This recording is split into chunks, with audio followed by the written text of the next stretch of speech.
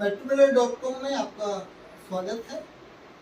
आप लोगों ने हमारी प्रतियोगिता जो थी आज़ादी से आपका क्या मतलब तात्पर्य है और आपके लिए आज़ादी क्या है, उस पे आपने अपने विचार हमें भेजे थे। हम आपसे हमारे दर्शकों के लिए जानना चाहेंगे कि आपने जो विचार भेजे वो भी बताएं और आगे उससे आप और कुछ सोच रखते हैं और कोई ओपिनियन है कि हमारे लिए फ्रीडम ये है, हम फ्रीडम का मतलब बहुत बड़ा है हमारे लिए, हम बहुत कुछ फ्रीडम चाहते हैं एज ए यूथ या एज ए स्टूडेंट। सर मैंने जो मैसेज भेजा था उसमें बेसिकली अगर आज के एरा में हम देखें तो हम जिस एरा में जी रहे हैं वहाँ पे हमें पहनने खाने या बोलने की आज़ादी तो है, लेकिन जो विचारों को व्यक्त करना है वो कई बार क्या होता है कि चीज़ों को जो बाहर जो चीज़ें हैं उनको देखते हुए हमें व्यक्त करना होता है। तो अभी भी मुझे ऐसा लगता है कि विचारों की आज़ादी की ज़रूरत है। तो मैंने जो विचार संदेश आपको भेजा था उसमें विचारों की आज़ादी के बारे में बात की थी। नहीं, विचारों की आज़ादी क्या खास किस चीज़ की आज़ादी आप चाहते हैं? सर इन बातों की मतलब सर जैसे अगर देखा जाए तो कई बार हम अगर जर्नलिज्म की स्टूडेंट हूँ मैं, तो कई बार ऐसा होता है कि कुछ खबरें जो होती हैं हमें पता होता है लेकिन फिर भी हम उसे व्यक्त नहीं कर पाते क्योंकि कुछ पॉलिटिकल प्रेशर्स होते हैं या कुछ भी इस तरीके की जो चीज़ें हैं वो देखने को मिलती है। तो ये जो है वो सही नहीं है क्योंकि जो खबर है उसका लोगों तक जाना बेहद ज़रूरी है। तो ये एक विचारों की जो आज़ादी है वो होनी चाहिए ताकि आप खुलकर व्यक्त कर सकें उस चीज़ को। आप अपने पेरेंट्स से किन चीज़ों की आज़ादी चाहते हैं कि क्या फ्रीडम चाहते हैं? आप अपने घर वालों से, पेरेंट्स से क्या चाहते हैं? सर पेरेंट्स से तो ऐसा है कि बीइंग अ गर्ल मैं बिहार से बिलोंग करती हूँ और मैं यहाँ आके पढ़ाई कर रही हूँ, तो मुझे वो पूरी आज़ादी मिल रही है जो आज की युवा चाहती है। जैसे मैंने जर्नलिज्म चूज़ किया तो ये एक चैलेंजिंग कोर्स है, तो यहाँ तक आने के लिए मुझे किसी भी चीज़ का ऐसे कोई बाधाओं का सामना नहीं करना पड़ा। मुझे हमेशा से वो सारी चीज़ें करने को मिली जो मैं शुरू से चाही हूँ। तो मुझे एज अ अगर फैमिली की तरफ से देखूँ तो मुझे सारी आज़ादी मिली है जो एक युवाओं को मिलनी चाहिए, चाहे वो करियर में हो या कुछ हो। नमस्कार, मेरा नाम निखिल गुप्ता है और मैं मेट्रो मिरर का बहुत बहुत धन्यवाद करना चाहता हूँ। आपने ये कंपटीशन ऑर्गेनाइज किया और हमें आमंत्रित किया और आज मैं इस कंपटीशन का विनर रहा हूँ। जैसा आपका सवाल था कि क्या विचार रहे हैं और क्या बातें रही हैं, तो मैंने जो विचार अपने भेजे थे वो ये भेजा था कि फ्री एजुकेशन जो एक स्वतंत्र देश के लिए, गणतंत्र देश के लिए बहुत ज़रूरी है, क्योंकि हर एक व्यक्ति का मौलिक अधिकार है शिक्षा। और आज के दौर में शिक्षा का बहुत मतलब शिक्षा की जो फीस है, बहुत सारी चीज़ें हैं, क्राइटेरिया बहुत बढ़ गया है। और क्योंकि एक विकसित देश के लिए शिक्षित होना बहुत ज़रूरी है, एक आज के यूथ को बहुत शिक्षित होना बहुत ज़रूरी है। उसके लिए सरकार वो अपना प्रयास कर रही है, पर उस तरीके से प्रयास नहीं कर रही है। एक एग्जाम्पल भी आपको जब वीडियो भेजा था उसमें कोट किया था कि जो मीडिया का बड़ा रीनोन संस्थान है IIMC, Indian institute of mass communication, उसकी फीस आप देख रहे हैं। एक सरकारी संस्थान होने के साथ साथ डिप्लोमा कोर्स जो प्रोवाइड कराता है उसकी फीस 90,000 है और डिजिटल की कोर्स की फीस 1 लाख कुछ ऊपर है। तो एक सरकारी संस्थान और जो सेंट्रल गवर्नमेंट चला रही है उस 90,000 रुपए फीस कैसे ले सकती है, आप ये सोचिए। और जब उस सरकार चला रही है तो इस तरीके की चीजें सरकार को सोचना चाहिए। तो IIM में तो लाखों में है, 15-15, 20-20 लाख। IIMC इंडियन IIMC तो ठीक है। हाँ। इसी तरह से मैं एक एग्जांपल कोट किया हूँ आपको ये चीज, क्योंकि है तो बहुत संस्थान हो रहे, पर वही मैं अगर बच्चा लायक है तो उसको फ्री में पढ़ाना चाहिए। मतलब फ्री में मत पढ़ाइए आप, एक एजुकेशन जितनी लग रही है, जो खर्चे हो रहे हैं वो आप ले सकते हैं। इवन सरकार को देने चाहिए। अगर बच्चा उस लायक है, वहां तक पहुंच रहा है, तो सरकार उस पर खर्च करना चाहिए, क्योंकि वो एक भविष्य है उस देश का।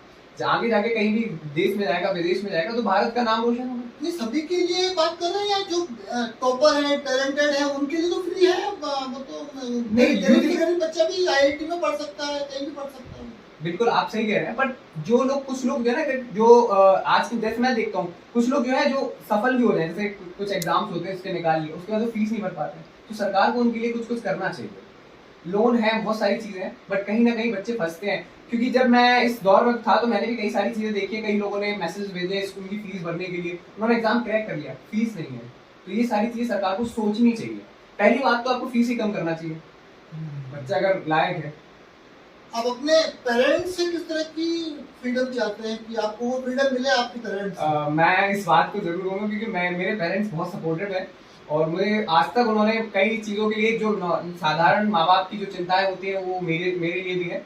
और मैं बहुत खुश नसीब हूँ, उन्होंने मेरे ऊपर कोई बाधाएं नहीं डाली है। और रही बात आज़ादी की, मैं जितना कहूँगा उन्होंने मुझे सारी आज़ादियाँ दी हैं।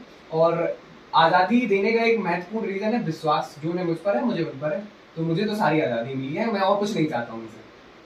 मतलब आप चाहेंगे कि मैं जिस लड़की से शादी करूं तो मैं डिसाइड कर लूं बिना माँ बाप के, तो कर सकते हैं आप? नहीं, मंजूरी होना उनकी जरूरी है, बट आज की सोच के हिसाब से मैं ये मानता हूँ शायद मेरे माँ बाप इस बात पे भी राजी होंगे, तो वो मतलब राजी, मेरी परमिशन लेना उनके ऊपर जरूरी है, बट हाँ वो साथ जरूर देंगे, मुझे पता है ये बात। हम उसके लिए आपको पूरी फ्रीडम की जरूरत नहीं है, मतलब आप पसंद करना मेरा है और फिलहाल वो फाइनली डिसाइड करे वो उनके ऊपर है, क्योंकि वो माँ बाप है, उन्होंने मुझे पैदा किया है, उनका अधिकार भी बनता है मेरे ऊपर।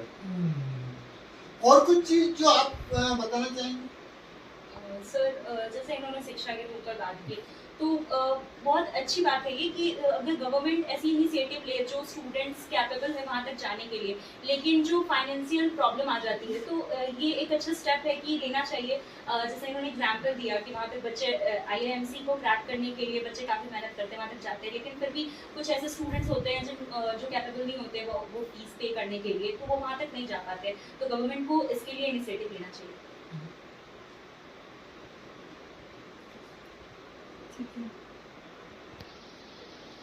आप लोगों ने अपने जो विचार रखे हैं उससे मैं भी बहुत कुछ सहमत हूँ, और आशा है कि आपको, आप जिस तरह की फ्रीडम चाहेंगे सरकार से भी आपको मिले और परिवार से भी मिले और समाज से भी आपको वो फ्रीडम मिले।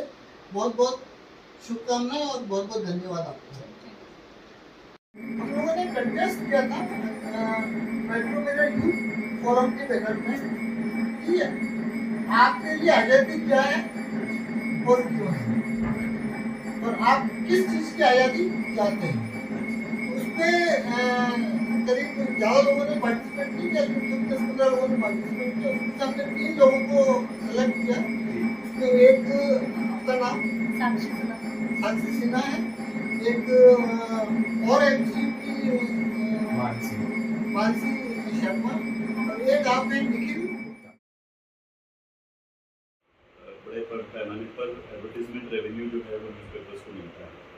और तीसरा है प्राइवेट रेवेन्यू, जो प्राइवेट कंपनी से उन लोगों को एडवर्टीजमेंट रेवेन्यू प्रेस को मिलता है, वो ये। तो ये 3 ब्रॉड रेवेन्यू स्ट्रीम्स जो है, अगर पिछले कुछ सालों के फिगर्स अगर आप देखेंगे तो गवर्नमेंट का शेयर ऑफ रेवेन्यू बहुत हाई नहीं रहा है, सेंट्रल गवर्नमेंट का। और सेंट्रल गवर्नमेंट के बजट जो है वो मतलब मीडियम टाइप के ही रहे हैं, बहुत ज़्यादा हाई नहीं रहे हैं। स्टेट गवर्नमेंट उसकी तुलना में काफ़ी ज़्यादा एड रेवेन्यू स्टेट गवर्नमेंट की तरफ से उनको मिलते हैं।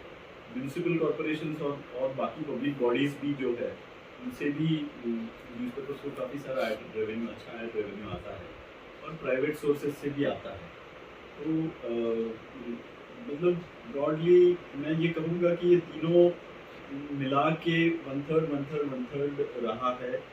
इसको लेके गवर्नमेंट की तरफ से ऐसे कोई बहुत बड़े कदम इसको लेके उठाए नहीं गए हैं, बहुत बढ़ा भी नहीं रेवेन्यू और बहुत ज़्यादा घटा भी नहीं है। रेडियो वगैरह या टेलीविज़न चैनल्स वगैरह को भी जो है ये इसी ज़्यादातर प्रोपोर्शन में एडवर्टाइजमेंट रेवेन्यू दिया गया है।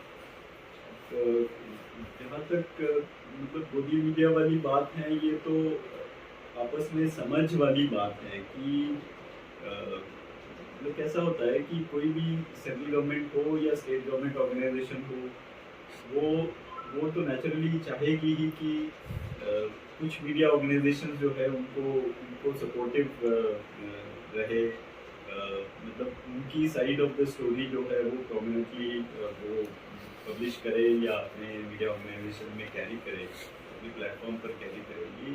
ये किसी भी गवर्नमेंट का या इवन प्राइवेट ऑर्गेनाइजेशन का भी सर मैं सॉरी इंटरप्ट कर रही हूँ बीच में, बट क्या ये फेयर जर्नलिज्म के अंडर में आता है?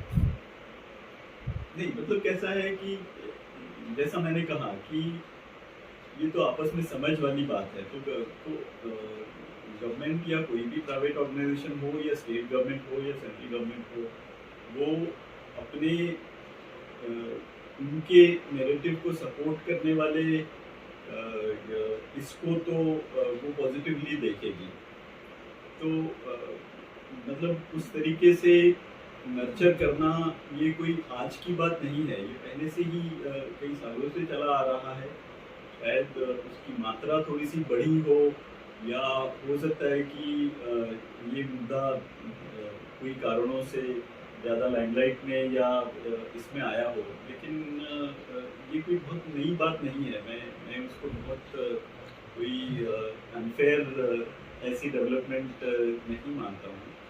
मुद्दा ये है कि न्यूज़पेपर्स जो है वो अभी के कंपटीशन के दौर में, अभी के चेंज्ड टेक्नोलॉजिकल सिनेरियो के माध्यम में किस तरीके से इस कॉम्पिटिटिव एटमॉस्फेयर में टिक पाते हैं और अपना रेवेन्यू सस्टेन कर पाते हैं, ताकि और अपने आप को स्ट्रांग बनाते हैं, ताकि वो जो भी डिस्कोर्स पब्लिक के पास भेजना चाह रहे हैं या संदेश देना चाह रहे हैं, या जो भी कवरेज के माध्यम से इंडिकेशंस देना चाह रहे हैं, वो अच्छी मात्रा में, अच्छी तरीके से और इफेक्टिवली वो करते हैं।